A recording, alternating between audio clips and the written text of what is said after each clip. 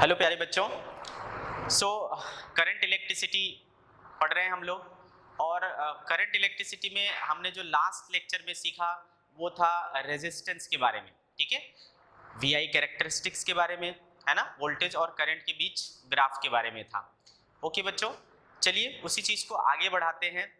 तो जब हम रेजिस्टेंस पढ़ रहे थे तो हमें क्या आइडिया मिला बेटा कि रेजिस्टेंस क्या है? किसी भी कंडक्टर की प्रॉपर्टी है, इनहेरेंट प्रॉपर्टी है जिसको आप खत्म नहीं कर सकते, वो ऐसी प्रॉपर्टी है। कोई भी ऐसा कंडक्टर नहीं है जिसकी रेजिस्टेंस जीरो हो, कुछ ना कुछ रेजिस्टेंस होता ही होता है। किसी में कम होगा, किसी में ज़्यादा होगा, बट होगा ज़रूर। ठीक है, तो रेजिस्टेंस डिपेंड करता है कई सारे फैक्टर्स पे, जैसा आपने देखा है ना। लेंथ पे डिपेंड कर रहा था, एरिया ऑफ क्रॉस सेक्शन पे डिपेंड कर रहा था, मटेरियल पर डिपेंड कर रहा था, टेम्परेचर पर डिपेंड कर रहा था। तो कई सारे फैक्टर्स थे जिस पर हमारा रेजिस्टेंस डिपेंड करता था। अब देखो बेटे, अगर हम रेजिस्टेंस की डिपेंडेंसी चेक करें तो इसके लिए दो तरीके हैं हमारे पास। एक, जब हमारा कंडक्टर है उसकी वॉल्यूम कांस्टेंट हो तब, और एक दूसरा होता है जब हम वॉल्यूम ही चेंज कर दें। ठीक है, तो एक केस है जिसमें वॉल्यूम चेंज होता है और एक केस है जिसमें वॉल्यूम चेंज नहीं होता है। तो हम इसको क्या करेंगे, बारी बारी से डिस्कस करेंगे। ठीक है, ओके चलिए। तो बेटे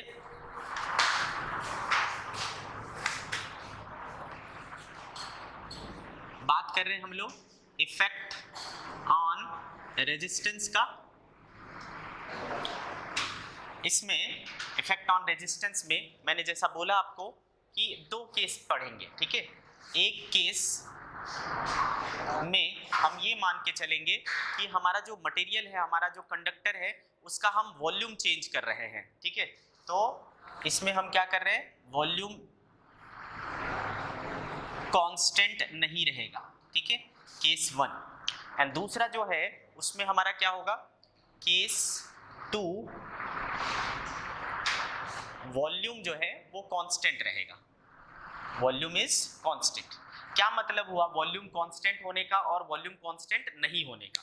लाइक ये अगर एक हमारा कंडक्टर है, अगर ये मेरा कंडक्टर है जिसका area of cross section A है, लेंथ लेट्स से एल है, और ये जिस मटेरियल का है उसकी रेजिस्टिविटी कितनी है, रो है। तो हमें पता है बेटा कि इसका रेजिस्टेंस कितना होगा।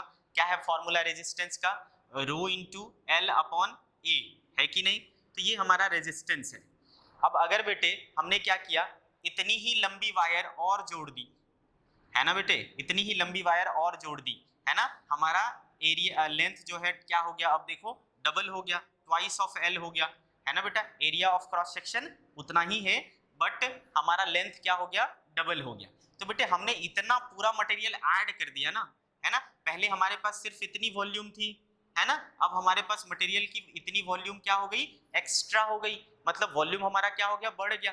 ठीक है, तो यहाँ पर क्या हुआ, हमारा वॉल्यूम चेंज हुआ, वॉल्यूम कांस्टेंट नहीं रहा। तो ये एक केस हुआ।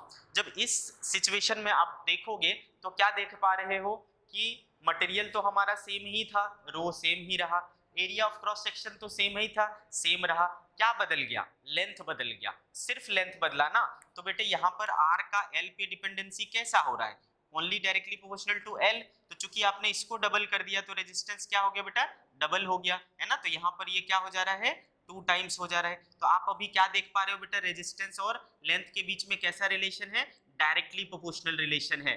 कब, जब बेटा कांस्टेंट नहीं रहेगा, जब वॉल्यूम ही चेंज कर रहे हैं, हम मटेरियल को ही क्या कर रहे हैं, बड़ा कर दे रहे हैं। ठीक है, तो वैसे सिचुएशन में आपको resistance directly proportional to length होता है। अगर आपको बोला जाए कि लेंथ हमने डबल कर दिया तो रेजिस्टेंस भी क्या हो जाएगा, 2 टाइम्स हो जाएगा।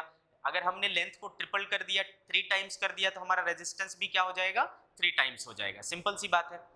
लेकिन अगर मैं इस केस की बात करूं, इसको सोचो अगेन, हमारे पास एक कंडक्टर है जिसकी area of cross section A है, रेजिस्टेंस एल है, और जिस मटेरियल को हमने यूज किया है उसकी रेजिस्टिविटी क्या है, रो है। ठीक है, अब बताओ इसका रेजिस्टेंस कितना हो जाएगा, आर बराबर रो इंटू एल अपॉन ए हो जाएगा। इस बार हमें क्या करना है, इसको, इसके वॉल्यूम को चेंज नहीं करना है। ठीक है, हम एक्स्ट्रा मटेरियल नहीं लेने वाले हैं, मटेरियल हमारा क्या है, फिक्स है। बट हम एक चीज कर सकते हैं कि हम इसको खींच सकते हैं। ठीक है, हम इसको एक्सपांड कर सकते हैं। हम अगर इसको खींचेंगे, जैसे वायर को एक क्या कर सकते हैं, खींच सकते हैं। तो उसी तरीके से हम इसे क्या कर सकते हैं, खींच सकते हैं। तो बेटे अगर आप इसको खींचोगे तो ऑब्वियस सी बात है ना, लंबाई बढ़ेगी तो मोटाई क्या हो जाएगी, घट जाएगी, है ना। तो ये अगर हम इसको लंबा कर दें तो ये कुछ इस तरीके से हो जाएगा, है ना। हमने इसको लंबा कर दिया, लेकिन इसके कारण क्या हुआ, इसका एरिया घट गया। पहले एरिया कांस्टेंट था, हमने लंबाई ही जोड़ दी थी, लेकिन इस बार क्या कर रहे हैं, हम उसी को लंबा कर रहे हैं। तो यहां पर आपको पहचान में कैसे आएगा, या तो क्वेश्चन में आपको डायरेक्टली लिखा रहेगा कि वॉल्यूम इज कांस्टेंट, या फिर आपको बोलेगा कि वायर इज स्ट्रेच्ड। जब मैं उसी वायर को स्ट्रेच कर रहा हूं तो we are not taking extra material, हम एक्स्ट्रा वॉल्यूम नहीं ले रहे हैं, एक्स्ट्रा मटेरियल या एक्स्ट्रा लेंथ नहीं ले रहे हैं, उसी वायर को खींच करके हम क्या कर रहे हैं, एक्स्ट्रा कर रहे हैं, ठीक है। तो उस सिचुएशन में आपका वॉल्यूम कांस्टेंट है। तो कैसे पहचानेंगे, अगर आपको बोलता है कि wire is stretched to double its length, wire is stretched to triple its length, या फिर आपको बोलता है कि वायर की लेंथ डबल की जाती है वॉल्यूम को कांस्टेंट रखते हुए, तो भी आपको समझ जाना है, ठीक है।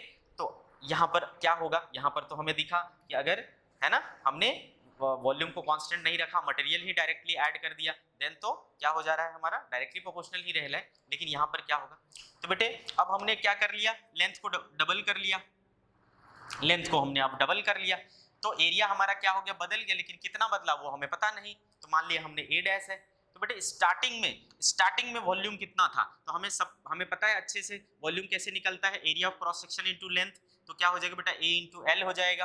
अब कितना होगा, अब हमारा एरिया कितना है, ए डैश है, और लंबाई अब कितना हो चुका है, 2l हो चुका है ना, लंबाई क्या हो चुका है, 2l हो चुका है, लेकिन वॉल्यूम तो उतना ही है, उसी मटेरियल को हमने खींचा है, वॉल्यूम मेरा अब भी उतना ही है। तो इसमें वॉल्यूम क्या है, कांस्टेंट है, पहले का वॉल्यूम अभी का वॉल्यूम क्या है, सेम है। तो यहाँ से मुझे क्या मिल जाएगा बेटा, l से l कट जाएगा, a डैश बराबर क्या हो जाएगा, a/2 हो जाएगा। तो देखो हमें जो नया एरिया है क्या वो मिल गया, यस हमें वो नया एरिया मिल गया। तो आपने क्या देखा बेटा, ऐसे सिचुएशन में जब आपका वॉल्यूम कांस्टेंट होता है, लंबाई बढ़ाओगे एरिया घट जाएगा, ठीक है, लंबाई घटाओगे तो एरिया बढ़ जाएगा, उल्टा होगा। क्यों, क्योंकि एरिया इनटू लेंथ का जो प्रोडक्ट है वही वॉल्यूम है, और वो चीज कांस्टेंट है ना।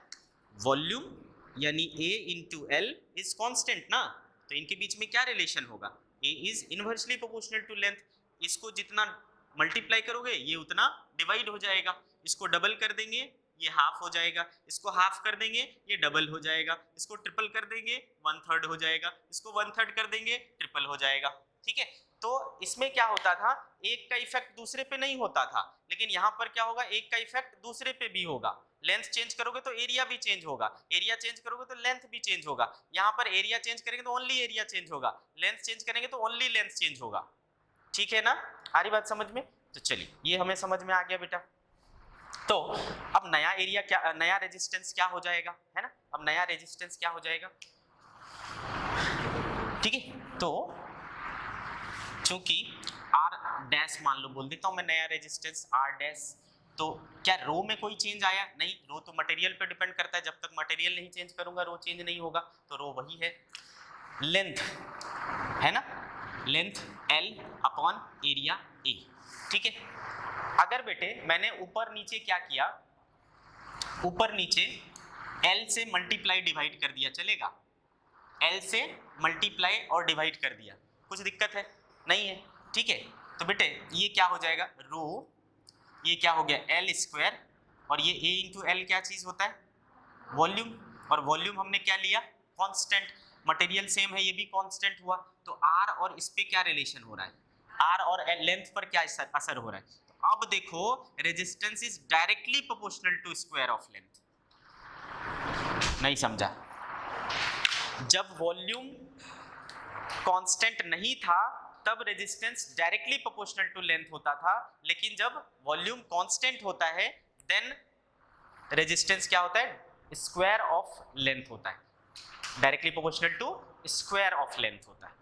यहां पर अगर हम इसको डबल करते थे तो रेजिस्टेंस भी 2 टाइम्स होता था, बट यहां पर क्या है, लेंथ अगर हमने डबल किया तो रेजिस्टेंस 4 टाइम्स हो जाएगा, क्योंकि लेंथ बढ़ जाएगा एरिया घट जाएगा, लेंथ के बढ़ने से बढ़ता है, एरिया के घटने से भी बढ़ता है, ठीक है। तो डबल इंपैक्ट होगा, यहां पर रेजिस्टेंस डबल हो जाएगा। तो समझ आ रहा है आपको, तो क्या याद रखना है बेटा, वॉल्यूम चेंज में resistance is directly proportional to length, and volume constant में resistance is directly proportional to square of length. ये समझ में आ गया। अब दूसरा चीज जो इसका एरिया ऑफ क्रॉस सेक्शन है उस पे क्या इंपैक्ट होगा वो देखते हैं, ठीक है।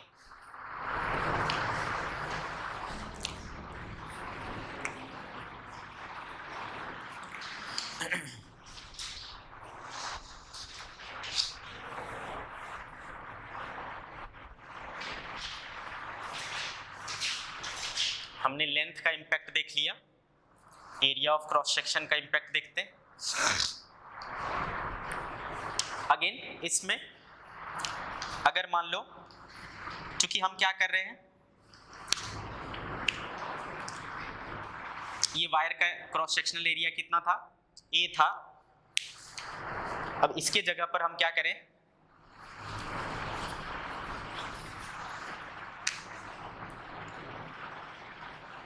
ठीक है, ए क्रॉस सेक्शन था, लेंथ एल था, मटेरियल रो था। अब इसके बदले हमने क्या किया, एक मोटा वायर ले लिया जिसका लेंथ तो वही है but area of cross section क्या है, अलग है कुछ, ए डैश, है ना। क्लियर है मेरी बात। अब हमने एरिया ऑफ क्रॉस सेक्शन बदल दिया, तो क्या इस बार वॉल्यूम सेम रहा, इसका वॉल्यूम ए इंटू एल है, इसका वॉल्यूम ए डैश इंटू एल है, तो वॉल्यूम सेम नहीं है, तो ये क्या है, वॉल्यूम कांस्टेंट नहीं है, ठीक है। तो चूंकि रो और एल सेम ही है बेटा, है ना, रो और एल क्या है, सेम ही है, तो एरिया पर क्या असर पड़ेगा, जो नॉर्मली हमने पढ़ा है इन्वर्सली प्रोपोर्शनल टू एरिया। अगर हमने एरिया बढ़ा लिया है तो रेजिस्टेंस क्या हो जाएगा, कम हो जाएगा, ठीक है। तो यहाँ सीधा सीधा इंपैक्ट है इन्वर्सली प्रोपोर्शनल टू एरिया वाला, है ना। यहाँ पर सीधा सीधा इंपैक्ट है, resistance is inversely proportional to area वाला। एरिया आधा करेंगे रेजिस्टेंस डबल हो जाएगा, एरिया डबल करेंगे रेजिस्टेंस आधा हो जाएगा, ठीक है। थिक वायर रहेगा यानी एरिया कम मोटा ज़्यादा हुआ तो रेजिस्टेंस उसका क्या होगा, कम होगा। थिन वायर लेंगे, एरिया कम हुआ, रेजिस्टेंस क्या हो जाएगा, ज़्यादा हो जाएगा। अब यहाँ आइए, यहाँ पर आप सोचो, अगर एक वायर था, आपने उसको मोल्ड करके छोटा कर दिया और मोटा हो गया, है ना। एक वही वायर था, उसको मोल्ड करके, वायर को हम कुछ भी शेप दे सकते हैं, गोल्ड का वायर है उसको क्या कर सकते हैं, पीट पाट के, या आयरन है उसको पीट पाट के आप कोई भी शेप दे सकते हो, ठीक है।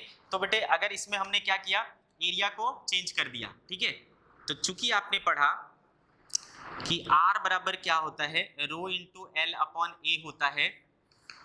अगर हमने यहाँ पर ऊपर नीचे एरिया से मल्टीप्लाई कर दिया, डिवाइड कर दिया, कुछ फर्क पड़ेगा, ठीक है। अब मुझे ये बताओ बेटा, ये चीज क्या होता है, वॉल्यूम होता है, तो रो इंटू वॉल्यूम अपॉन क्या हो गया बेटा, ए स्क्वायर हो गया। आर, क्या रो कांस्टेंट है, क्या वॉल्यूम कांस्टेंट है, अभी जो हमने केस लिया वो वॉल्यूम कांस्टेंट वाला है, तो यहाँ पर क्या हो जाएगा, आर जो है वो इन्वर्सली प्रोपोर्शनल टू क्या हो जा रहा है, ए स्क्वायर हो जा रहा है, ठीक है। तो नॉर्मल केस में देखो क्या है, inversely proportional to A only है, और इस केस में क्या हो जा रहा है, inversely proportional to A square है, ठीक है। यानी इसको अगर डबल करूंगा तो ये 1/4 हो जाएगा, अगर इसको हाफ करूंगा तो ये 4 टाइम्स हो जाएगा, ठीक है। तो ये इसका फर्क होता है बेटा।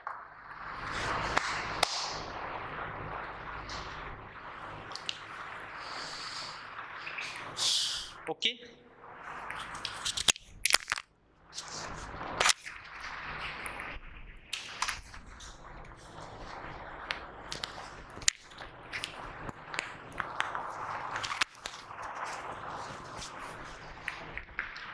अब इसके ऊपर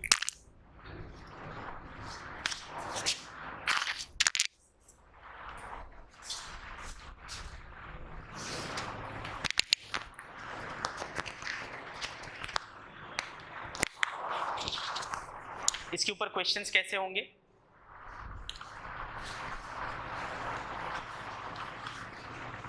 जैसा मैंने बोला आपको,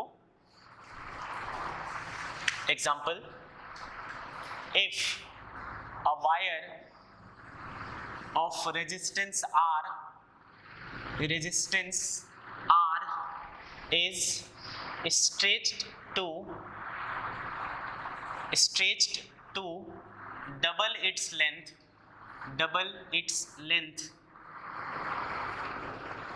find new resistance। बताइए क्या हो जाएगा ये।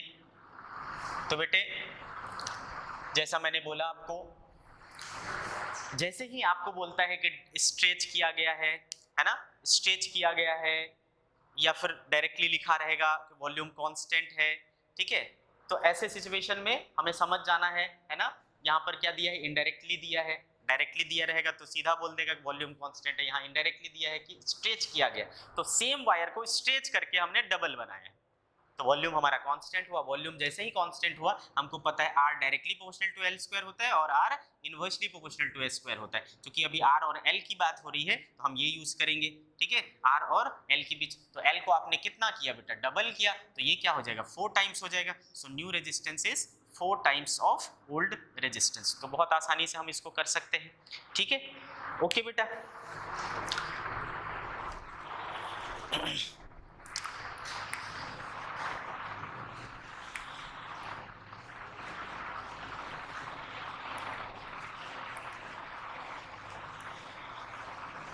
चलिए आगे बात करते हैं, percentage change in resistance, percentage change in resistance, ठीक है।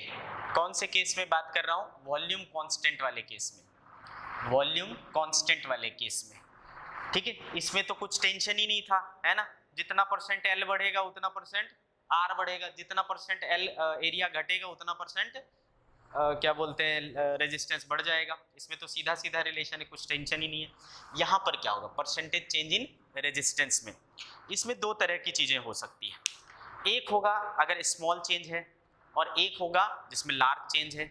अगर स्मॉल चेंज हुआ तो आप एरर के कंसेप्ट से सॉल्व कर सकते हैं, और अगर बड़ा चेंज हुआ तो जो आपका नॉर्मल प्रोसेस होता है ना, लॉन्ग प्रोसेस होता है, उससे करना पड़ेगा, ठीक है। फॉर एग्जाम्पल, क्योंकि आपको पता है कि R is directly proportional to L square and R is inversely proportional to A square, किसके केस में, वॉल्यूम कांस्टेंट वाले केस में, ठीक है, वॉल्यूम कांस्टेंट वाले केस में। अगर L में चेंज बहुत छोटा है, परसेंटेज चेंज इन लेंथ 0.5%, 1% ऐसा है, ठीक है, 0.5%, 1% ऐसा छोटा लेंथ चेंज हुआ है, तो फिर आप क्या कर सकते हो, एरर के कंसेप्ट यूज कर सकते हो। बताओ क्या कहता है एरर का कंसेप्ट, एरर का कंसेप्ट करता है बेटा, पावर सामने आ जाता है, ठीक है, तो परसेंटेज चेंज इन आर क्या हो जाएगा बेटा, 2 times percentage change in length हो जाएगा, है ना। इफ स्मॉल चेंज हुआ देन, ठीक है ना, तब हम ऐसा कर लेंगे, ओके। तो बेटा यहाँ पर बताओ ये इंक्रीज हो जाएगा कि डिक्रीज हो जाएगा, अगर लेंथ बढ़ाया तो रेजिस्टेंस भी बढ़ जाएगा, क्योंकि डायरेक्टली प्रोपोर्शनल रिलेशन है, और अगर लेंथ घटा तो रेजिस्टेंस भी क्या हो जाएगा, घट जाएगा। L increase R increase, L decrease R decrease, ठीक है। और एरिया वाले केस में क्या होगा, तो बेटे हमने पढ़ा था अगर हमें एरर कंसेप्ट लगाना हो तो डिवीजन और क्या बोलते हैं प्रोडक्ट के लिए सेम ही रूल लगता है, तो डिवीजन के लिए भी क्या होगा, सेम ही रूल लगेगा, है ना। तो percentage change in R equal to क्या हो जाएगा, 2 times percentage change in area. लेकिन चूंकि इनवर्सली रिलेशन है ना, तो इम्पैक्ट उल्टा होगा, यानी एरिया बढ़ेगा तो रेजिस्टेंस घटेगा, ठीक है। Area increases resistance decreases, area decreases resistance increases, ठीक है, यहाँ पर उल्टा इफेक्ट होगा। तो अगर बेटे मैंने लेंथ को 0.5% चेंज कर दिया, है ना, 0.5% बढ़ा दिया, तो 2 × 0.5 1% मेरा रेजिस्टेंस क्या हो जाएगा, बढ़ जाएगा। अगर मैंने एरिया को 0.5% घटा दिया तो रेजिस्टेंस मेरा 1% बढ़ जाएगा, ठीक है। तो इस तरीके से कर सकते हैं। अब अगर बड़ा चेंज हुआ तो, है ना, इसका सेकेंड टाइप,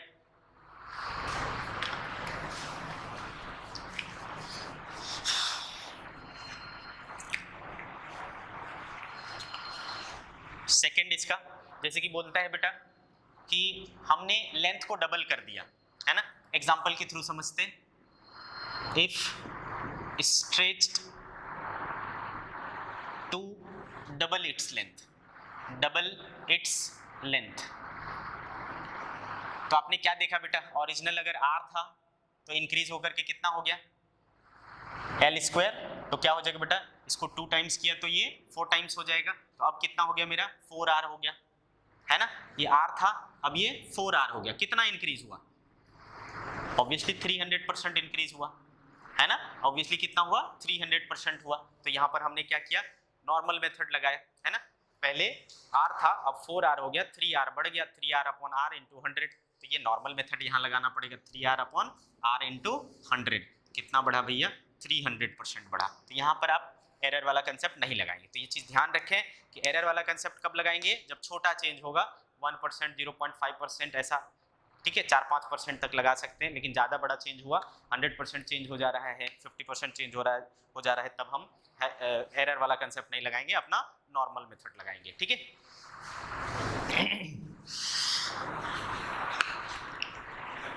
आगे बढ़ते हैं बच्चे। रेजिस्टेंस जब हम पढ़ रहे थे तो रेजिस्टेंस में हमने देखा कि क्या क्या फैक्टर्स हैं। तो भैया 3 तो हमें सीधा सीधा दिखते हैं, रो, एल एंड ए, है ना, जिसमें रो क्या है बेटा, रेजिस्टिविटी है, एल लेंथ है, एक एरिया ऑफ क्रॉस सेक्शन है। अब ये जो रेजिस्टिविटी है ना, उसको अब थोड़ा हम डिटेल में बात करेंगे, ठीक है, रेजिस्टिविटी के बारे में।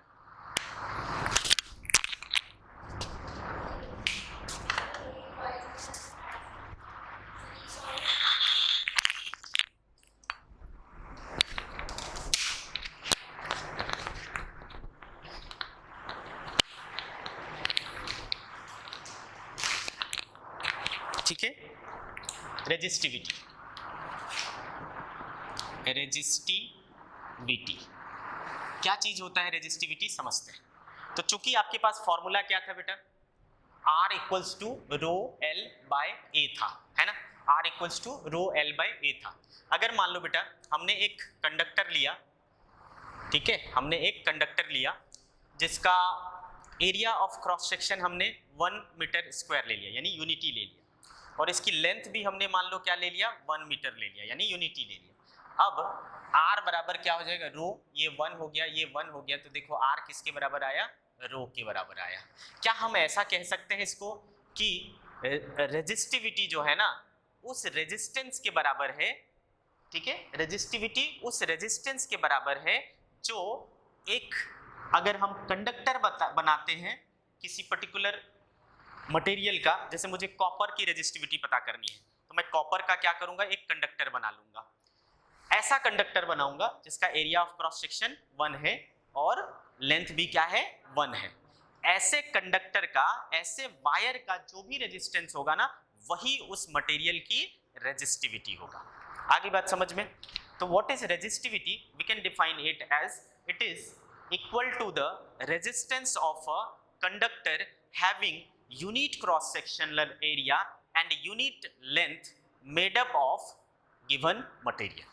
ठीक है, जिस मटेरियल की मुझे रेजिस्टिविटी निकालनी है, उस मटेरियल का हम एक कंडक्टर तैयार करेंगे जिसकी यूनिट क्रॉस सेक्शनल एरिया होगा और यूनिट लेंथ होगा, उसका जो रेजिस्टेंस होगा वही हमारा क्या होगा, रेजिस्टिविटी होगा। ठीक है, so we can define it, it is defined as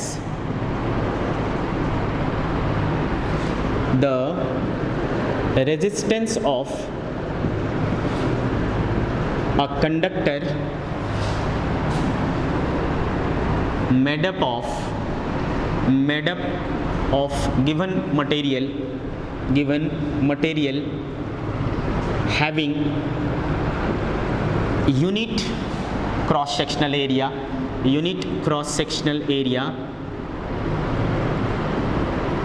and unit length, ठीक, it is denoted by rho. Okay, तो बेटे यहाँ से दिख रहा है क्लियरली, हमें रो अगर मुझे लिखना होगा, ए को इधर ले जाऊंगा, एल को नीचे ले आऊंगा, तो रो बराबर क्या हो जाएगा, आर ए अपॉन एल, है ना, R A upon L. This is the formula for resistivity, R A upon L.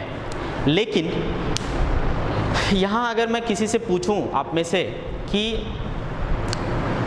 Resistivity किस किस चीज़ पे डिपेंड कर रहा है, तो जो एक मूर्ख बच्चा होगा वो क्या बोलेगा, सर ये रेजिस्टिविटी पे डिपेंड करता है, सॉरी रेजिस्टेंस पर डिपेंड करता है, ये एरिया ऑफ क्रॉस सेक्शन पर डिपेंड करता है, ये लेंथ पर डिपेंड करता है, लेंथ के इन्वर्सली प्रोपोर्शनल है सर, एरिया के क्रॉस डायरेक्टली प्रोपोर्शनल है और रेजिस्टेंस के डायरेक्टली प्रोपोर्शनल है। बट जो एक होशियार बच्चा होगा, जो अच्छा बच्चा होगा, उसको पता है क्या ये इन सब में से किसी चीज़ पे भी डिपेंड नहीं करता है, ये सिर्फ और सिर्फ मटेरियल पे डिपेंड करता है। ये मटेरियल की प्रॉपर्टी है, ना कि कंडक्टर की प्रॉपर्टी है। कंडक्टर का हम कुछ भी शेप ले सकते हैं, कुछ भी लेंथ ले सकते हैं, कुछ भी एरिया ले सकते हैं, कुछ भी फर्क नहीं पड़ता हमें, ठीक है। Resistivity is the property of material, ठीक है। तो ये जो है इनमें से किसी भी चीज़ पर डिपेंड नहीं करता है, ये सिर्फ मटेरियल पर डिपेंड करता है। तो आप कंफ्यूज नहीं होंगे, ठीक है, क्योंकि आप होशियार बच्चे हैं, है कि नहीं। तो रो बराबर क्या हो गया, आर ए अपॉन एल, ठीक है। अब अगर मैं इसके यूनिट की बात करूं तो कोई भी बोल सकता है बेटा रेजिस्टेंस का हमने पढ़ रखा है ओम, एरिया का हमें पता है मीटर स्क्वायर होता है, और लेंथ का हमें पता है मीटर होता है, ठीक है। तो ये मीटर और ये मीटर कैंसिल हो जाएगा, जो बच रहा है वो है ओम मीटर, ठीक है। तो बेटे SI unit of resistance, sorry resistivity, अच्छा रेजिस्टिविटी को एक और नाम से जानते हैं बेटा, बोलते हैं स्पेसिफिक रेजिस्टेंस। तो कंफ्यूज मत होना, स्पेसिफिक रेजिस्टेंस, ठीक है। Specific resistance and resistivity is the same thing. तो SI unit of resistivity is ohm metre, okay. SI unit of resistivity is ohm metre. चलिए डायमेंशनल फार्मूला की बात करें। Dimensional formula, its dimensional formula is, क्या हो जाएगा बच्चे, dimensional formula resistance का क्या हो जाएगा, रेजिस्टेंस था अपना V बाय आई, एरिया और लेंथ में तो L बच जाएगा, है ना। एरिया और लेंथ में क्या बच जाएगा, L बच जाएगा। V का क्या था बेटा, V का था आपका work done per unit charge, तो work done per unit charge into I L. तो वर्क डन का क्या था ml square t minus 2 into L. Q का क्या हो गया बेटा AT इंटू A, क्या हो गया बेटा ml क्यूब, T क्या हो जाएगा -3 और A क्या हो जाएगा -2। आया समझ में। तो क्या हो जाएगा ml cube, it's dimensional formula is ml cube T -3 A -2, ठीक है। This is dimensional formula. कैसी क्वांटिटी है, स्केलर है, it's a scalar quantity, scalar quantity.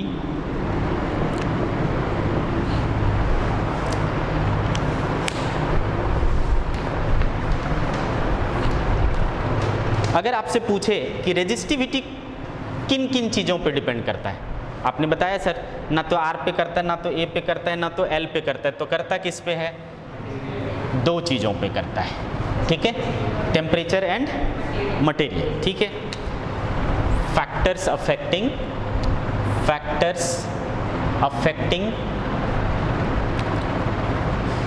Resistivity,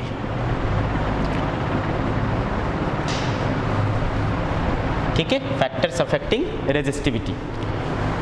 तो चूंकि बेटे रो बराबर है ना, आपने क्या देखा आर ए अपॉन एल, ठीक है। इसके अलावा रो का हमने एक और फॉर्मूला देखा था, अगर आपको याद हो तो m upon n e square tau, ठीक है, m upon n e square tau, ये है फॉर्मूला, ठीक है। तो ये सारी चीज़ें पर डिपेंड नहीं करता। क्यों नहीं करता, क्योंकि m क्या है बेटा मास ऑफ इलेक्ट्रॉन है, n क्या है नंबर डेंसिटी है, e क्या है इलेक्ट्रॉनिक चार्ज है, और टाउ क्या है रिलैक्सेशन टाइम है। इसमें हमें ये पता है कि ये भी कांस्टेंट है एंड ये भी कांस्टेंट है, mass of electron is constant, e elementary charge is constant, तो बचा क्या भाई, rho is 1 upon N tau. N जो है ना वो मटेरियल पर डिपेंड करता है, जो अच्छा कंडक्टर होगा उसकी नंबर डेंसिटी क्या होगी, ज़्यादा होगी, उसमें फ्री इलेक्ट्रॉन्स की संख्या क्या होगी, ज़्यादा होगी, ठीक है। और टाउ क्या है, एवरेज रिलैक्सेशन टाइम, जो हमने बताया था कि अगर भैया ज़्यादा टेम्परेचर होगा, थर्मल एनर्जी ज़्यादा होगा, स्पीड उसकी ज़्यादा होगी, ज़्यादा स्पीड से भागेगा तो जल्दी जल्दी कोलिजन होगा, टाइम रिलैक्स करने के लिए उसको कम मिलेगा, ठीक है। तो हाई टेम्परेचर पर टाउ कम हो जाता था, लो टेम्परेचर पर टाउ बढ़ जाता था, यानी टेम्परेचर घटाऊंगा बढ़ाऊंगा टाउ घट बढ़ जाएगा, रेजिस्टिविटी घट बढ़ जाएगा। तो दो चीज़ों पे तो हमें क्लियरली दिख रहा है, मटेरियल और ठीक, इंसुलेटर रहेगा उसका एन बहुत कम होता है, उसकी रेजिस्टिविटी बहुत ज़्यादा होगी, कंडक्टर होगा उसका एन बहुत ज़्यादा होता है, उसकी रेजिस्टिविटी कम होगी, ऑब्वियस सी बात है, ठीक है। तो हमें दो चीज़ें यहाँ पर स्पष्ट समझ में आ रहा है। तो पहला हो गया बेटा मटेरियल एंड दूसरा टेम्परेचर। तो ये इन दो चीज़ों पर अपना रेजिस्टिविटी डिपेंड करता है।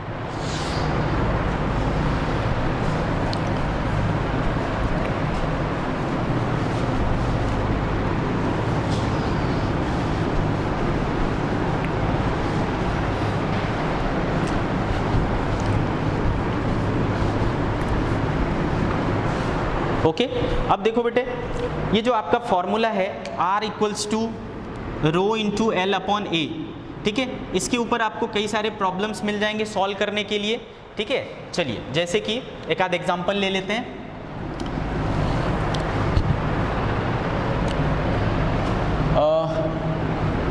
Find the resistance of a conductor whose cross sectional area is 1 millimeter square and length is 10 meter. Given that resistivity of conductor material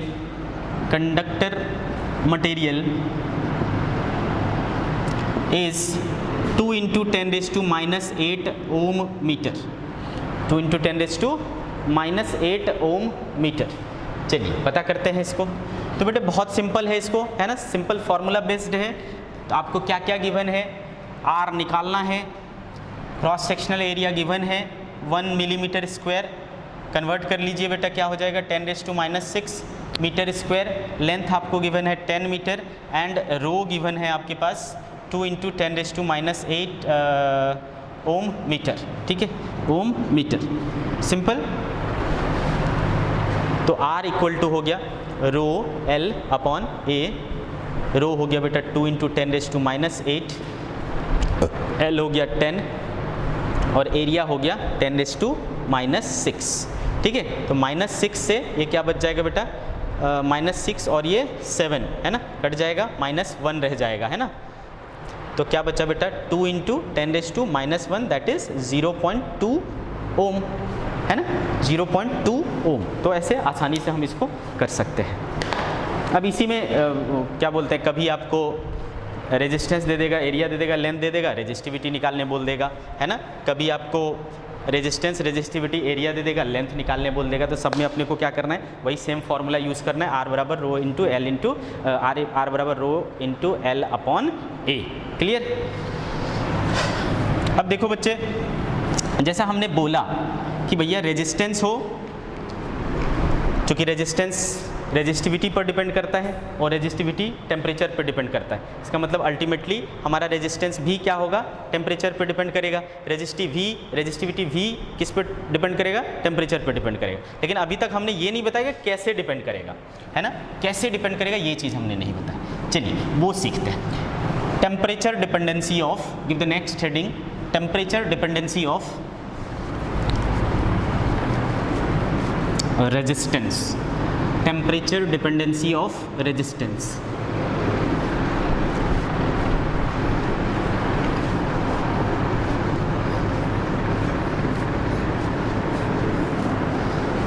temperature dependency of resistance। इसको एक डायरेक्ट फॉर्मूला दे दिया गया है, temperature पर कैसे depend करता है resistance, temperature dependency of resistance. क्या है वो फॉर्मूला, ये एक प्रकार का एम्पेरिकल फॉर्मूला है, डायरेक्ट एक्सपीरियंस बेस, है ना। कुछ ज्ञान आपको जैसे कि सीधा एक्सपीरियंस के ऊपर सुना दिया जाता है ना आपके पूर्वजों के द्वारा, वैसा ही है, ठीक है, सीधा दे दिया गया है। फॉर्मूला कुछ इस तरीके से, R T equals to R T not 1 plus alpha T minus T not, this is the formula. R T equals to R T not 1 plus alpha T minus T nought. क्या है ये सारी चीज़ें? तो बेटा टी नॉट है reference temperature, क्या कहलाता है ये? Reference temperature, reference temperature. Okay, R T nought क्या है? Resistance at reference temperature, resistance at reference temperature.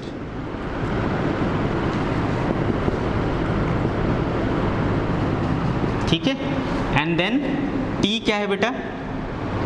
T क्या है? अननोन टेम्परेचर, या फिर जिस टेम्परेचर पर आपको रेजिस्टेंस चाहिए।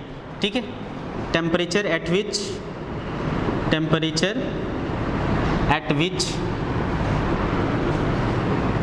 Resistance is to be found, resistance is to be found. ठीक है, और आर टी क्या हो गया? रेजिस्टेंस एट टेम्परेचर टी, यानी अननोन टेम्परेचर। ठीक है, resistance at any temperature T, resistance at any temperature T. तो इस पे हम यूज़ करेंगे तो हमारा आ जाएगा, है ना। तो R T equals to R T not 1 plus alpha T minus T not, this is the relation. Okay, अब इसको देखने से हमें क्या समझ में आता है कि भाई साहब अगर टेम्परेचर बढ़ गया तो क्या होगा? टेम्परेचर बढ़ गया तो क्या हो जाएगा? जुड़ रहा है ना। डेल टी क्या होगा? पॉजिटिव आएगा। टेम्परेचर बढ़ेगा, डेल टी पॉजिटिव आएगा, रेजिस्टेंस क्या हो जाएगा? बढ़ जाएगा, है ना। डेल टी टेम्परेचर घटाएंगे, डेल टी माइनस हो जाएगा, माइनस हो जाएगा तो रेजिस्टेंस क्या हो जाएगा? घट जाएगा। आ रही बात समझ में?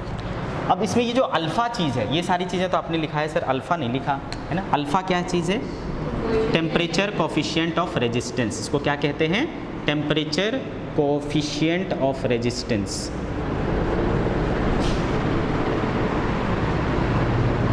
ठीक, टेम्परेचर कोफिशिएंट ऑफ रेजिस्टेंस।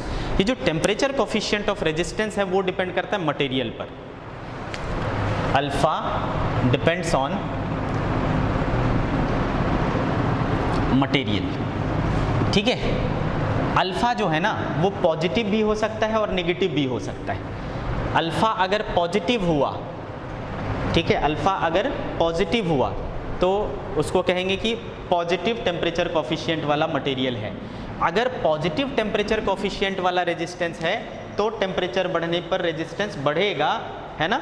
और अगर अल्फा नेगेटिव वाला है, नेगेटिव टेम्परेचर कोफिशिएंट वाला है, ठीक है, तो फिर क्या होगा बेटा? टेम्परेचर बढ़ने पे घटेगा और घटने पे बढ़ेगा, यानी उल्टा इम्पैक्ट होगा। ठीक है, क्या होगा? उल्टा इम्पैक्ट होगा। आ रही बात समझ में? तो बेटे सेमीकंडक्टर और इंसुलेटर, सेमीकंडक्टर और इंसुलेटर जो है ना उसका टेम्परेचर कोफिशिएंट कैसा होता है? नेगेटिव होता है। और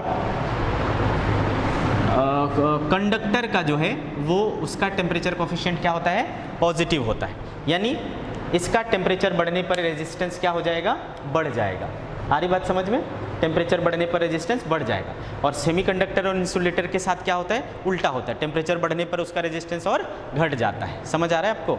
ठीक है, तो अल्फा डिपेंड करता है मटेरियल पर, है ना, तो उसके हिसाब से आपका क्या होगा? रेजिस्टेंस चेंज होगा।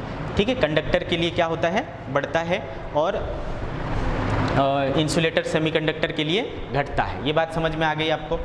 अब अगर हमें डिफाइन करना हो कि एक्चुअल में अल्फ़ा होता क्या है, ठीक है, तो अपन हेडिंग डाल सकते हैं temperature coefficient of resistance, temperature coefficient of resistance, temperature coefficient of resistance. ठीक है बेटे, अगर मान लो मैंने बोला कि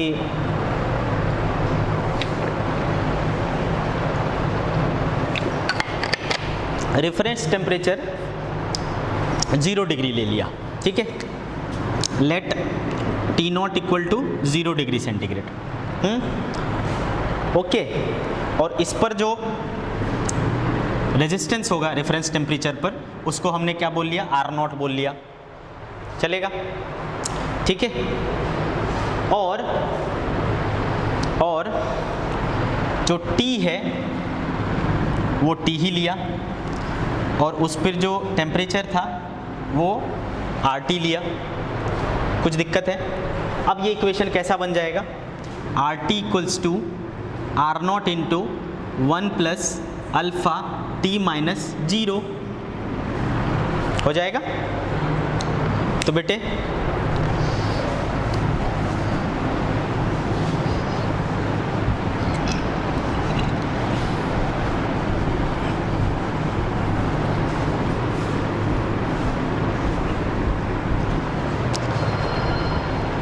तो क्या बन जाएगा अब? RT equals to R0 plus alpha R0 into T। तो बेटे ये R0 इस तरफ चला जाएगा, RT minus R0 equals to क्या हो जाएगा? Alpha R0 T। तो देयरफॉर अल्फा इक्वल्स टू क्या हो जाएगा? RT minus R0 upon alpha R0 T, ऐसा हो जाएगा।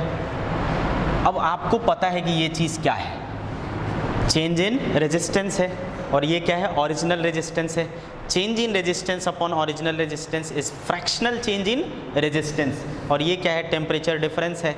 तो हम इसको इस तरीके से भी बोल सकते हैं कि fractional change in resistance per degree change in temperature, है ना?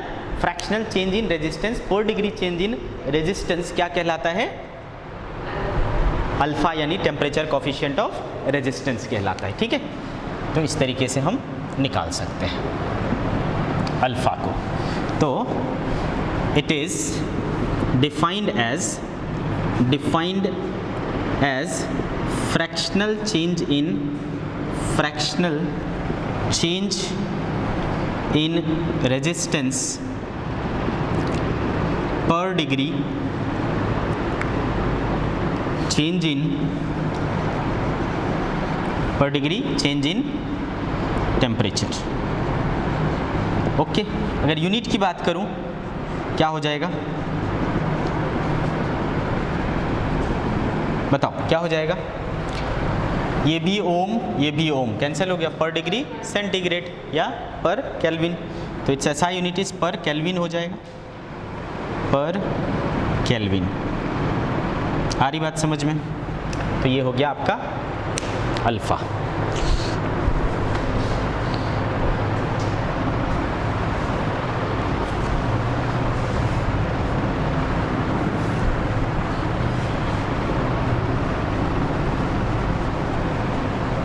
चलो आओ देखते हैं इसके ऊपर किस टाइप के क्वेश्चंस हो सकते हैं। एग्जाम्पल, अगर मान लिया जाए कि let resistance of a conductor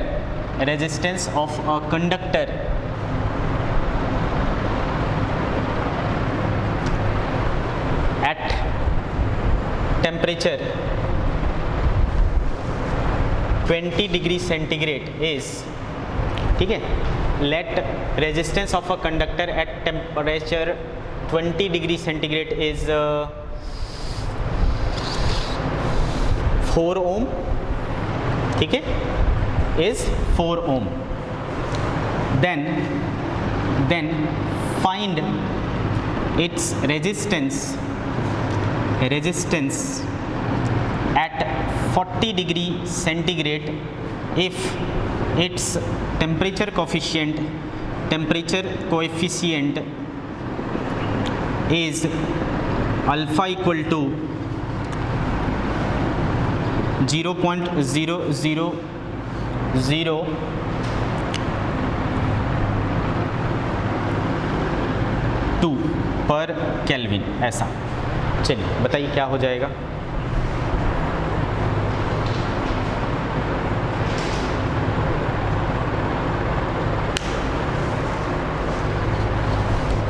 ठीक है, तो बहुत ही आसान है बेटा, सिंपल फार्मूला बेस्ड है। तो we have alpha 0.0002 per kelvin, we have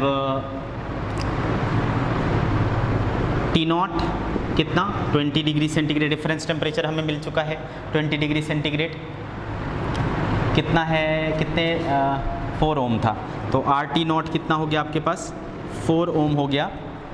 क्या चाहिए आपको, क्या चाहिए आपको, RT चाहिए, और T कितना है आपके पास 40 degree centigrade, 40 degree centigrade. So it's very simple, we have formula RT equals to RT not 1 plus alpha del T. तो यहाँ डेल टी कितना हो चुका है 20 से 40 यानी 20 डिग्री सेंटीग्रेड का है, और ये है हमारे पास 4 into 1 plus alpha is 0.0002 into 20, ठीक है। सो 4 इंटू 1 प्लस, तो एक ज़ीरो कटेगा बेटा, ये यहाँ आ जाएगा, और 2 टू ज़ा 4, तो 0.004 विच इज़ 4 प्लस 4 चौके 16 हो जाएगा बेटा 0.016 विच इज़ 4.016 ओम, है ना बेटे।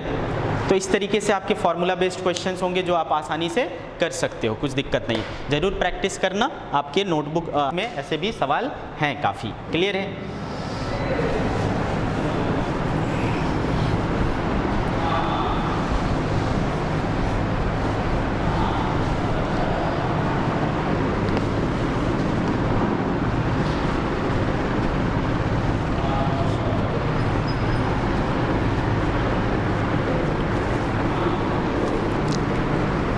अगर अब इन चीज़ों को मीन्स अभी हम क्या पढ़ रहे हैं, वेरिएशन ऑफ रेजिस्टेंस पढ़ रहे हैं, मतलब रेजिस्टेंस पर इम्पैक्ट पढ़ रहे हैं किस चीज़ का, टेम्परेचर का।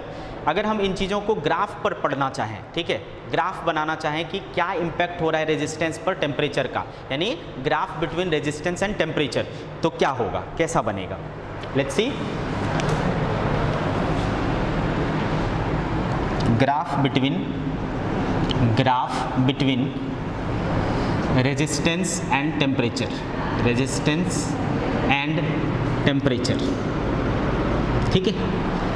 इसको हम अलग अलग मटेरियल, क्योंकि हमने देखा कि अलग अलग मटेरियल क्या करते हैं, अलग अलग बिहेव करते हैं। तो पहले हम कंडक्टर के लिए देखते हैं, कंडक्टर, ठीक है बेटा, पहले हम कंडक्टर के लिए देखते हैं। तो कंडक्टर के लिए क्या होता है, जनरली चूँकि R का फॉर्मूला है भैया रो एल अपॉन ए, R डिपेंड करता है रो पर, और रो डिपेंड करता है 1 अपॉन एन टाउ पर, याद है आपको, है ना, क्लियर है। तो क्या होता है बेटा, चूँकि हम बात कर रहे हैं कंडक्टर की, कंडक्टर में जो n होता है ना, यानी नंबर डेंसिटी होता है, वो ऑलरेडी बहुत हाई होता है, मतलब अब और गुंजाइश नहीं है कि उसमें और ज़्यादा इलेक्ट्रॉन्स फ्री हो पाएंगे, ठीक है, इसमें अब गुंजाइश नहीं है, मतलब n को बढ़ाने की गुंजाइश नहीं है, वो ऑलरेडी मैक्सिमम है उसमें, ठीक है, नंबर ऑफ फ्री इलेक्ट्रॉन्स बहुत ज़्यादा हैं ऑलरेडी इसमें। तो ये लगभग क्या हो जाता है, कंडक्टर के केस में कांस्टेंट हो जाता है। अब बचा ओनली टाउ, टाउ को हमने देखा, टेम्परेचर बढ़ाएंगे ये घट जाएगा, ये घट जाएगा तो ये बढ़ जाएगा, तो टेम्परेचर बढ़ने पर ये क्या हो रहा है, बढ़ रहा है, तो टेम्परेचर का इसके साथ क्या रिलेशन हो रहा है, बढ़ने वाला, है ना, आ रही बात समझ में। तो टेम्परेचर के बढ़ने पर रेजिस्टेंस क्या होता है, बढ़ता है ना, किस केस में, कंडक्टर के केस में। तो जब आप ग्राफ बनाओगे तो ये ग्राफ जो है ना कुछ R और T के बीच में इस तरीके का आता है। इसका जो कुछ पोर्शन है ना, कुछ पोर्शन वो स्ट्रेट दिखाई दे रहा है आपको, देखो, और फिर क्या हो गया है, कर्व्ड हो गया है, दिख रहा है आपको, कुछ पोर्शन इसका स्ट्रेट है एंड देन कर्व्ड हो गया है, आ रही बात समझ में। तो ये होता है बेटा कंडक्टर का, ओके, आ रही बात समझ में। दूसरा हम ले सकते हैं सेमीकंडक्टर या इंसुलेटर।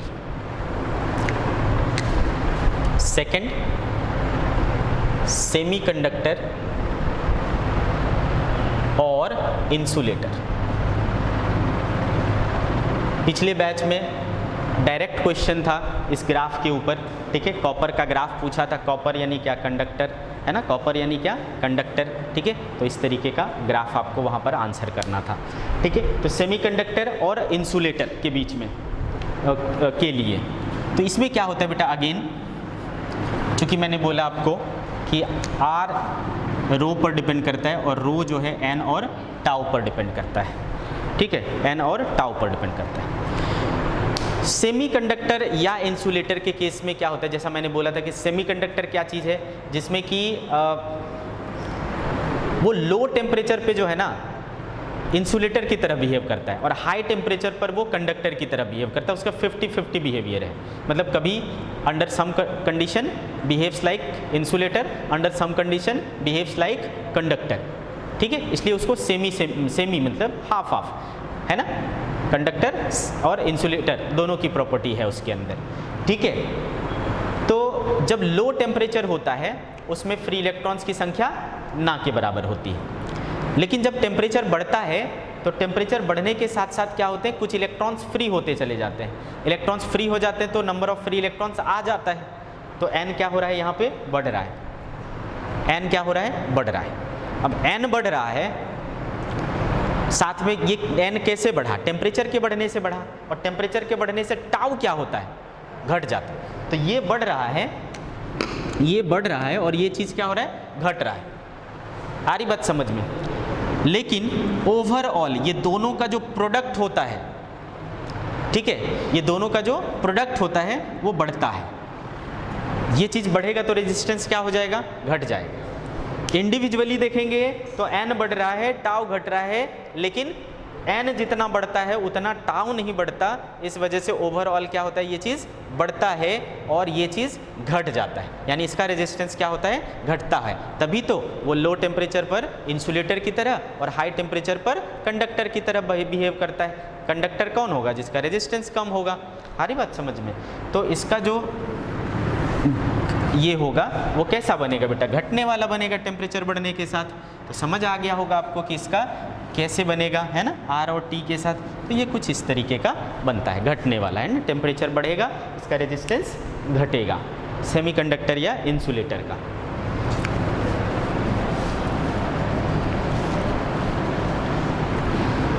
ओके, इसके अलावा हमने एक अलग कैटेगरी बनाई है जिसका नाम है एलॉय।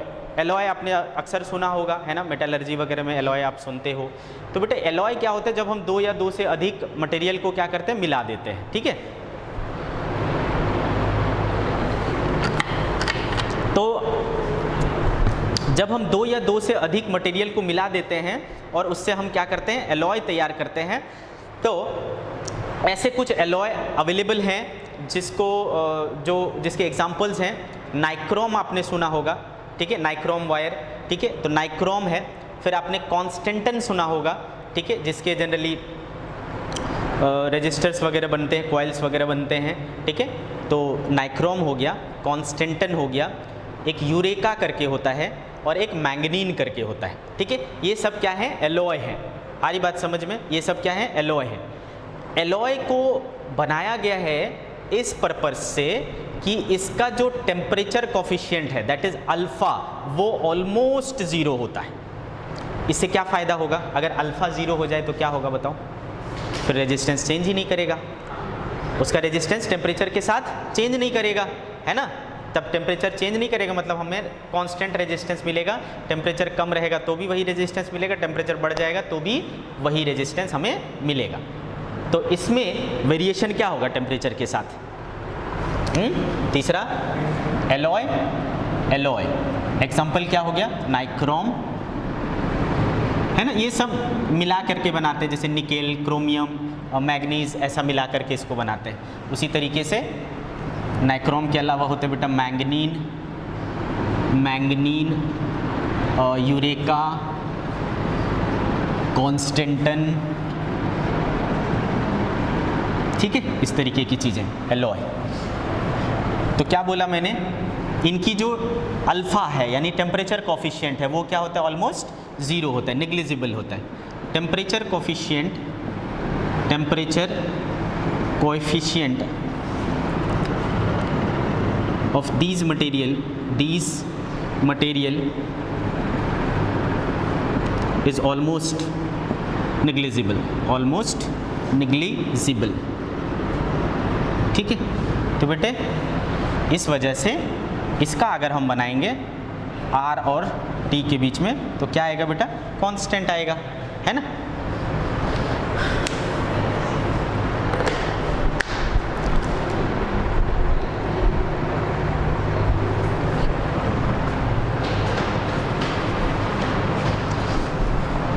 अब बेटा ये जो हमने रेजिस्टेंस के ऊपर चीज़ें पढ़ी वो फाइनली किस पर आकर के रुकता था? रेजिस्टिविटी पे। तो जो रेजिस्टेंस का रिलेशन है वही रिलेशन रेजिस्टिविटी भी हमारा फॉलो करता है। ठीक है, give the next heading temperature dependency of resistivity. Temperature dependency of resistivity. Temperature dependency of resistivity. Temperature dependency of resistivity. Okay, ये भी सेम रिलेशन फॉलो करता है, बस अब क्या हो जाएगा, rho T equals to rho T not 1 plus alpha T minus T not. Okay, काही अंतर नाही, समझ आया? Rho T equals to rho T not 1 plus alpha T minus T not. Change क्या होगा बेटा, बाकी सब मीनिंग सेम ही है। ठीक है, अल्फा इस बार क्या कहलाएगा, temperature coefficient of resistivity. Temperature coefficient of resistivity.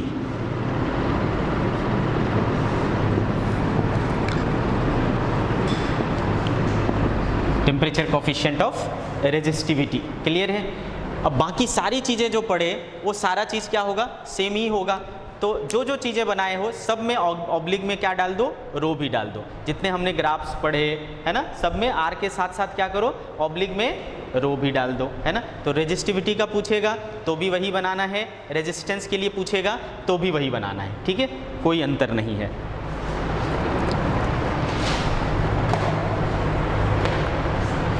Well, आ गया ये समझ में अपने को?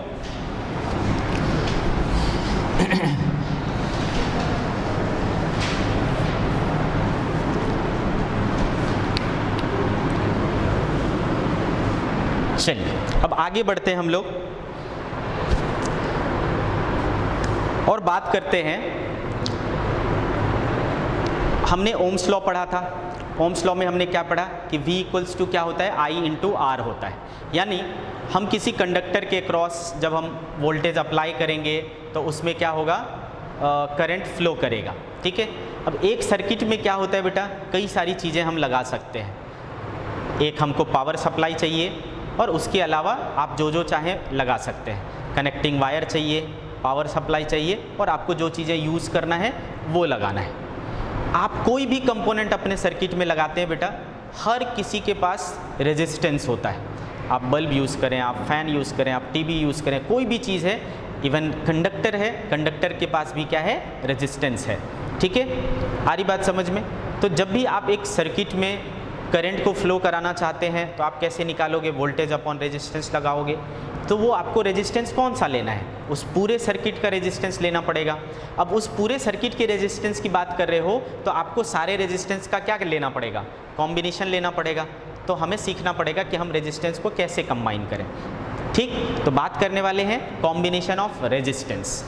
अगर आपने कॉम्बिनेशन ऑफ कैपेसिटर्स अच्छे से समझा है तो आपको इसमें जरा भी अंतर नहीं लगेगा। ठीक है, अगर वो चीज़ आपको अच्छे से समझ में आया है, ये चीज़ आपके लिए एकदम आसान है, बहुत इजी है, सेम चीज़ें हैं। बस एक फ़र्क है कि वहाँ का पैरेलल यहाँ का सीरीज़, यहाँ का सीरीज़ वहाँ का पैरेलल, फॉर्मूला बस पलट जाता है, बाकी और कुछ भी नहीं है। ठीक, so we are going to talk about combination of resistance. Combination of resistance, combination of resistance.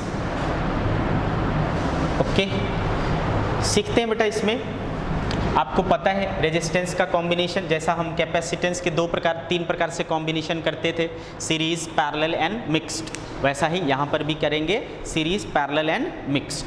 तो पहले स्टार्ट करते हैं हम सीरीज कॉम्बिनेशन से। सीरीज कॉम्बिनेशन, सीरीज कॉम्बिनेशन में वहाँ क्या होता था, इंड टू इंड जोड़ते थे, यहाँ पर भी क्या करते हैं, इंड टू इंड जोड़ते हैं। ठीक है, तो when resistors are connected, resistors are connected end to end, they are said in series combination, they are said in series combination. Okay, तो बेटे रजिस्टर का जो सिंबल होता है वो कुछ इस तरीके से होता है, एक रजिस्टर ले लिया, दूसरा रजिस्टर ले लिया एंड तीसरा रजिस्टर ले लिया। तो इनको हमने क्या किया है बेटा, सीरीज़ में कनेक्ट किया है, एंड टू एंड कनेक्ट किया है, सीरीज़ कनेक्शन हो गया। अब इसको हमने क्या किया, एक बैटरी सप्लाई दे दी, ठीक है। तो जब हम इसको बैटरी सप्लाई देंगे, स्विच को ऑन करेंगे, है ना, तो इसमें क्या होगा बेटा, करंट सप्लाई होगा। आपको पता है पॉजिटिव टर्मिनल से करंट क्या होता है, निकलता है, और घूमते हुए क्या होता है, नेगेटिव पे आता है, ठीक है। इस तरीके से ऐसा घूम के आएगा।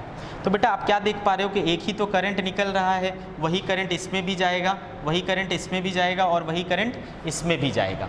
तो जैसा वहाँ पर चार्ज सब में सेम होता था, वैसा ही यहाँ पर करंट सब में सेम होता है। तो अगर मैं इसके प्रॉपर्टीज़ की बात करूँ तो सीरीज कॉम्बिनेशन में क्या प्रॉपर्टी हो गया कि करंट जो है ना वो सब में सेम होगा। पहला करंट, बस वहाँ पर चार्ज होता था, यहाँ पर करंट होता है, ठीक है। Current through each register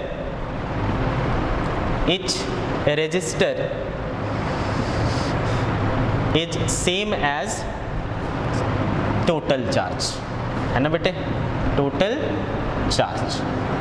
clear है। दूसरा, अब चूंकि बेटा आपको पता है V इक्वल्स टू क्या होता है, I इंटू R होता है, तो यहाँ पर क्या हो जाएगा, IR1 हो जाएगा, यहाँ पर क्या हो जाएगा, IR2 हो जाएगा, और यहाँ क्या हो जाएगा, IR3 हो जाएगा। अगर R1, R2, R3 मेरा अलग अलग है तो ये वोल्टेज हमारा क्या आएगा, अलग अलग आएगा, है ना। तो बेटा वोल्टेज इसमें क्या हो गया, अलग हुआ, किसके, सप्लाई वोल्टेज से, ठीक है। Voltage across each resistor, voltage across each register is different than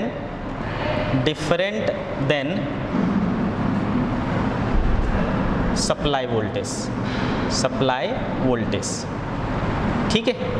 क्या आया हमारे पास, V1 equals to IR1, V2 equals to IR2 and V3 equals to IR3। Okay, हमें क्या करना है बेटे, कॉम्बिनेशन करना है। कॉम्बिनेशन का मतलब क्या होता है कि दो चार आदमी मिल करके जिस काम को कर पा रहे हैं, अगर उसी काम को कोई अकेला व्यक्ति कर ले तो हम क्या कहेंगे, वो अकेला 4 के बराबर है ना, वो अकेला 4 के बराबर है, ऐसा ही बोलेंगे। तो उसी तरीके से यहाँ पर 3 रजिस्टर मिलकर के क्या काम कर रहे हैं, ये 3 रजिस्टर मिलकर के V वोल्ट की बैटरी से I करंट निकाल रहे हैं। अगर ऐसा ही काम कोई सिंगल रजिस्टर कर दे, क्या काम कर दे, V वोल्ट के बैटरी से I करंट निकाल ले, ठीक है, तो हम उसको क्या कहेंगे कि वो जो है ना ये 3 के बराबर अकेला ही है। और जब 3 के बराबर अकेला होता है, या है ना, तो हम उसे क्या कहते हैं, उनके इक्विवेलेंट है वो, तो उसे इक्विवेलेंट रेजिस्टेंस कहेंगे। तो इसके इक्विवेलेंट जो अगर सर्किट होगी, है ना, तो वो रेजिस्टेंस क्या कहलाएगा, इक्विवेलेंट कहलाएगा। ये भी सेम काम करेगा, V वोल्ट की बैटरी से I करंट निकालेगा। तो बेटे ये V इस सर्किट में अकेला V है और करंट I है और अकेला रेजिस्टेंस है R इक्विवेलेंट, ठीक है। आगे बात समझ में। अब हमें पता है बेटे, हमें पता है कि यहाँ पर जो वोल्टेज है, सेम वोल्टेज वही जो है, इसको भी सप्लाई कर रहा है, इसको भी सप्लाई कर रहा है, इसको भी सप्लाई कर रहा है। तो यहाँ जो ड्रॉप हुआ, यहाँ जो ड्रॉप हुआ, यहाँ जो ड्रॉप हुआ, वो कौन दे रहा है, यही दे रहा है। तो इसके बराबर होंगे ये तीनों, है ना। सो V इक्वल्स टू क्या होगा, V1 plus V2 plus V3। So therefore V के बदले हम क्या लिख सकते हैं बेटे, I into R equivalent. V1 के बदले क्या लिख सकते हैं, I into R1, I into R2 and I into R3। I सब में कॉमन दिख रहा है, कैंसिल हुआ, R इक्विवेलेंट बराबर क्या हो गया, R1 plus R2 plus R3। और रहेगा तो बेटा हम ऐड करते चले जाएंगे, ठीक है। So this is the series combination. Okay,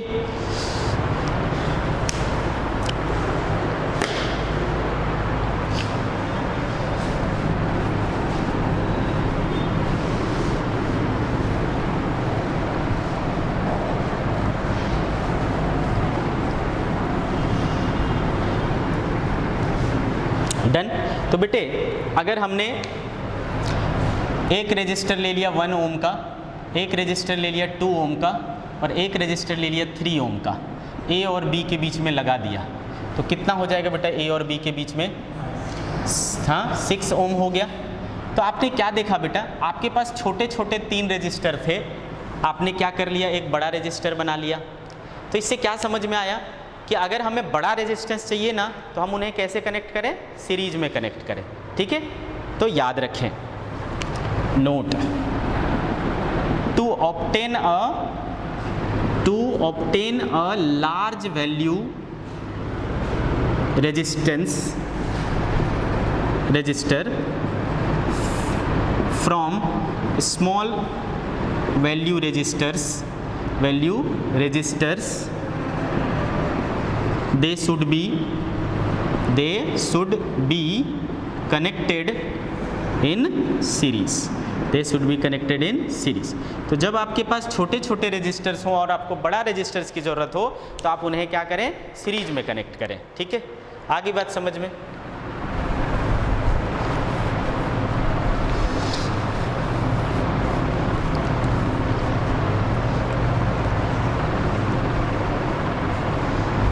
special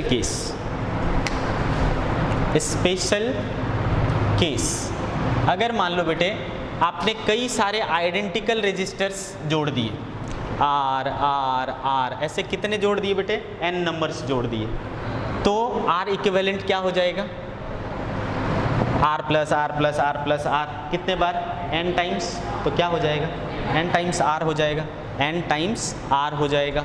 ठीक है, तो क्या बोल सकता हूँ, if n identical resistors are connected in series then R equivalent equals to n times क्या हो जाएगा, R। 2 ओम के 10 जोड़े तो क्या हो जाएगा, सीधा 2 × 10 20 ओम, है ना, क्लियर है।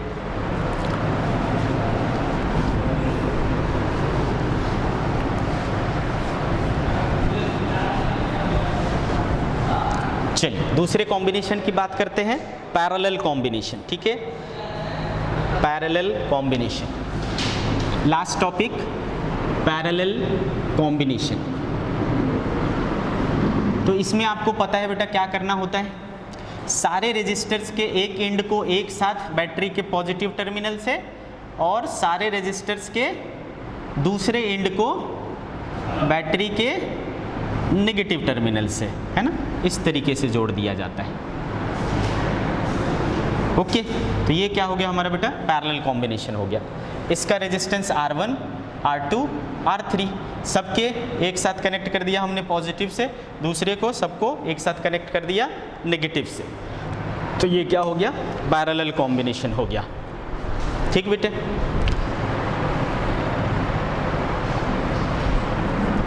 पैरेलल कॉम्बिनेशन क्या होगा यहाँ पर, इसकी प्रॉपर्टीज़ की बात करें तो प्रॉपर्टीज़, तो बेटा करंट का स्टार्ट कहाँ से होगा, आपको पता है बैटरी के पॉजिटिव टर्मिनल से स्टार्ट होता है, तो बैटरी के पॉजिटिव टर्मिनल से निकला यहाँ तक तो आया बराबर, है ना, यहाँ तक बराबर आया। यहाँ पे क्या हो जा रहा है, इसके पास 3 रास्ते मिल रहे हैं ना बेटे, 3 रास्ते मिल रहे हैं तो बट जाएंगे उसमें, I1 I2 एंड I3, है ना, इस तरीके से आपका क्या हो जाएगा, बढ़ जाएगा। तो क्या देखा इस बार आपने, करंट क्या हो जा रहा है, डिवाइड हो जा रहा है और अलग अलग जा रहे हैं। तो दिस टाइम क्या हो गया, current in each resistor is different, current in each resistor is different than supply current. दूसरा, इस बार क्या होता है बेटा, अगर आपने V वोल्ट दिया है ना तो बैटरी का जो वोल्टेज है वही सब में आएगा क्योंकि ये पैरेलल है। ठीक है, तो वोल्टेज अक्रॉस ईच रजिस्टर क्या हो जाएगा, इस बार सेम हो जाएगा, voltage across each resistor, voltage across each resistor is same as supply voltage, तो बेटे हर एक में आपको वोल्टेज और रेजिस्टेंस पता है तो करंट तो पता कर ही लोगे, क्योंकि करंट क्या होता है, वोल्टेज अपॉन रेजिस्टेंस। तो V अपॉन R1, I2 क्या हो जाएगा बेटा, V upon R2 and I3 क्या हो जाएगा, V अपॉन R3, ऐसा आ जाएगा। अब हमें क्या करना है, इसके एक इक्विवेलेंट सर्किट बनाना है ना। तो इक्विवेलेंट सर्किट का मीनिंग अगेन सेम होता है कि इसके बराबर का काम करने वाला हमें एक सर्किट बनानी है, ठीक है। तो इसके बराबर का काम करने वाला एक रेजिस्टर हमने चूज़ कर लिया, नाम क्या रखा उसका, R इक्विवेलेंट। इसको भी सेम काम करना है, V वोल्ट की बैटरी से I करंट निकालनी है, ओके। तो बेटे यहाँ पर जो करंट फ्लो करेगा, कितना वोल्टेज है V, कितना रेजिस्टेंस है R इक्विवेलेंट। अब यहाँ पर आओ बेटा, यहाँ से हमें पक्का पता है कि यही सेम I जो है ना, I1 I2 और I3 में बटा है। तो यहाँ पर जब ये वापस यहाँ आएंगे तो क्या मिलकर के फिर से सेम हो जाएंगे, है ना, बोलो। तो हम कह सकते हैं कि I इक्वल्स टू क्या, I1 plus I2 plus I3, ठीक है। तो बेटे I के बदले हम क्या लिखेंगे, V अपॉन R इक्विवेलेंट। यहाँ पर क्या था, V upon R1, V upon R2, V upon R3। ये कैंसिल हो गया, क्या बचा बेटा हमारे पास, 1 upon R equivalent equals to 1 upon R1 plus 1 upon R2 plus 1 upon R3, ठीक है। तो this is parallel combination.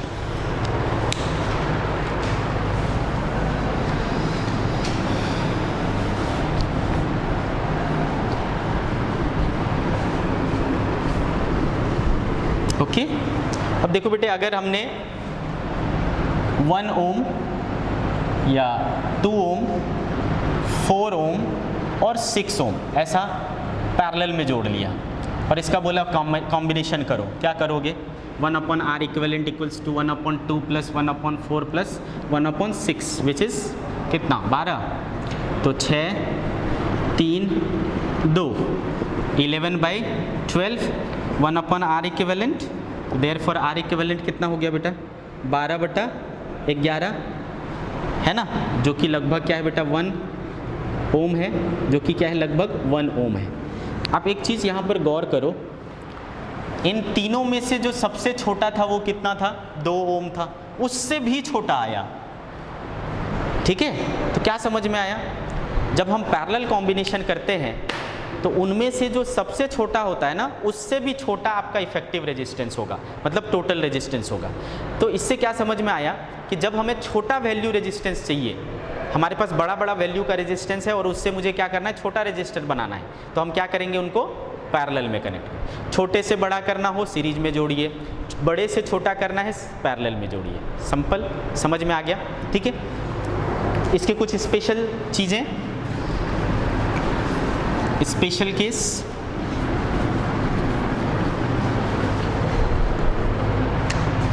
Special case, पहला, if 2 resistors R1 and R2 are connected in series, are connected in parallel, then क्या होगा, 1 upon R equivalent equals to 1 upon R1 plus 1 upon R2, simplify करो, R1 R2 ऊपर क्या हो जाएगा, R1 plus R2, तो therefore R equivalent क्या हो जाएगा, R1 R2 upon R1 plus R2, क्या हो गया बेटा, प्रोडक्ट अपॉन सम। तो R इक्विवेलेंट जो है वो R1 R2 upon R1 plus R2, ऐसा आप सीधा यूज़ कर सकते हो, ठीक है, प्रोडक्ट अपॉन सम, ठीक है। जो जो चीज़ें आपने कैपेसिटर में पढ़ी थी वो सारी चीज़ें यहाँ है, ठीक है। बस जो चीज़ें सीरीज के साथ हो रही थी यहाँ पर, वो पैरेलल के साथ हो रहा है, और जो पैरेलल के साथ वहाँ होता था वो यहाँ पे सीरीज के साथ होता है। समझ गए बेटा ये चीज़। दूसरा, सेकंड, अगर मैंने आइडेंटिकल 2 ले लिए तो, if 2 identical resistors are taken in parallel, then तो बेटा R equivalent equals to R into R upon 2R, क्या बचा देखो, R/2, तो क्या हो गया देखो, आधा हो गया, then R equivalent equal to क्या हो जाएगा, R/2 हो जाएगा, समझ गए। तीसरा, if n identical resistors are connected in parallel, ठीक है, तो फिर क्या होगा, याद रखना बेटे, R अपॉन N हो जाएगा, है ना, क्या हो जाएगा, R अपॉन N हो जाएगा। ओके, तो बच्चे हमने कॉम्बिनेशन कैसे कैसे करना है वो देखा, क्लियर है।